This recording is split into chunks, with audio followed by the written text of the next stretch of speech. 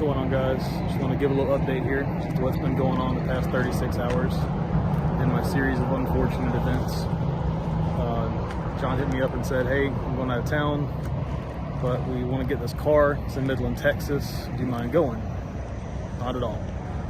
So you can take the Dodge, take the enclosed trailer, free transfer tanks for the diesel. Not a problem. I got you, bud. So, jump on the road. 2 exits down from where you get on 95 from the shop. 2 18-wheelers decided they wanted to smack each other in the middle of 95 and shut down 95 for an hour and a half. So that was not ideal. Had to get some big wrecker out there to move this thing out of the middle of the road. It broke the suspension off the front, so it was completely inoperable. So get going, little delay to the trip, no big deal. Moving along, stop about 3 o'clock in the morning, fill up, do my little circle check on the truck, make sure all the hoses are pushed back, because sometimes the hoses will bounce their way off on the edge of the truck.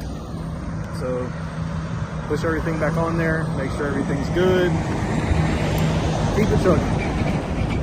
Go about 2 hours down the road and stop to get a Red Bull, because can't make a 18-hour straight through drive with no Red Bull. The hose decided it wanted to jump out of the truck somewhere in Louisiana. Those roads are horrible. Come to find out, the ramp on the back door also decided it wanted to leave the trailer. I'm going to assume at the same time, because the Louisiana roads are so horrible. Louisiana, you really got to get it together, because worst roads I've driven on ever. So hose is gone, no big deal. Got 2 other tanks, just move them around. Back on the road. I get to Arlington, Texas about 6 a.m. Take a little 2-hour nap. Get back on the road. It's 4.5 hours from Arlington to Midland. I get 18 minutes away and talking to Travis on the phone. Boom. He's like, what is that? That, sir, was a tire. Luckily, I'm passing an exit. Pull off. Get off the road. Tire blew out on the inner sidewall. Delaminated. Threw a big chunk out. Oh my God. I am never gonna financially recover from this. Knocked the mud flap off. Well, knocked it loose. No big deal. That's, just needs to be reattached. And or I text Eric, the guy we're getting the car from, like, hey bud, it's gonna be a little while. Got a flat. Calls me. Says, hey man, what size tires on that truck? It looks pretty big. I was like, yeah, it's pretty big. It's a 35 12.5 by 24. Not extremely common. Your regular tire shop's probably not going to have them. He's like, man, I got a buddy who has a tire shop just right down the road. He's like, I'm gonna call him and see if he's got anything. Calls me back in 2 minutes. You're in luck. He's got 5 in stock. I was like, oh man, this is great. He's like, I'm on the way. I'm gonna bring a jack and an impact. Like, perfect, dude. I really appreciate it. Eric gets there. Realize we don't have the right size socket. These 10-lug adapters take a 33 or a 1 5/16 deep socket. Biggest he had was a 27. So there's a little mechanic shop right across the street. So we run over there, ask the guy, hey man, truck's broke down, flat tire from North Carolina, coming to pick up this car.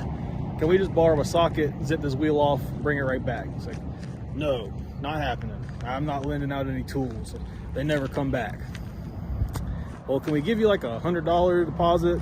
Just take a socket across the street, zip this wheel off, and bring it right back. Oh, I guess that's all right. So finally let us take the socket, go zip the wheel off, take it up to the tire shop, change the tire, get back, slap her on. Everything's going good. Back on the road, go to Eric's shop, check out the car, go for a little test drive. Everything checks out. Go grab some lunch, head out, stop to get some fuel, about 35-40 minutes away. Just so happened when I'm getting in the truck, I look down and I see this massive bubble on the side of the tire, on the driver's side. Passenger side is the side that popped earlier. I'm like, this cannot be serious right now. Like, this, can I catch a break? So if you look down here, this lovely nipple, big old bubble right on the inside sidewall. So obviously that's not making it 22.5 hours back to North Carolina. Get on Google, start looking for tire shops. Everything's closed. Everything closes at 5 o'clock here. So I look across the street. There's this lovely Comfort and Sweets. I'm exhausted, haven't had a shower. I'm like, I'm done. Throwing in the towel for the day. Text Eric.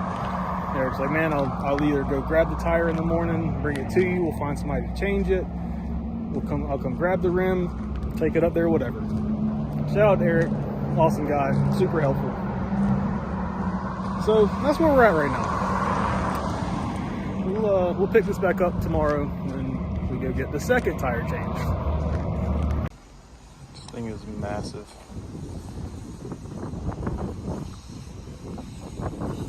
As you can see, we made it to Tweedy's Tire over here in Midland, Texas. It's about 40 minutes from the hotel. Slap a new tire on, get a spare, fill the trailer, which is not an extremely common size. If anything happens on the way back, at least I'll already have a tire. But God, hopefully I've had enough issues this trip and it's just gonna be smooth sailing all the way back to North Carolina, because I'm ready to get home. It's been on day number 3 now. It's pretty rough. So get this wrapped up and hit the road.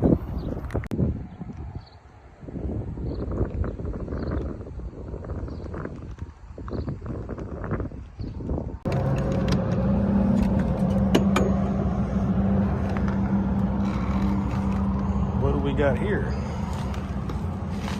another project. No, this one's turnkey, little turbo Trans Am, 10-point cage, radiator, street car, you know, normal LS nasty stuff.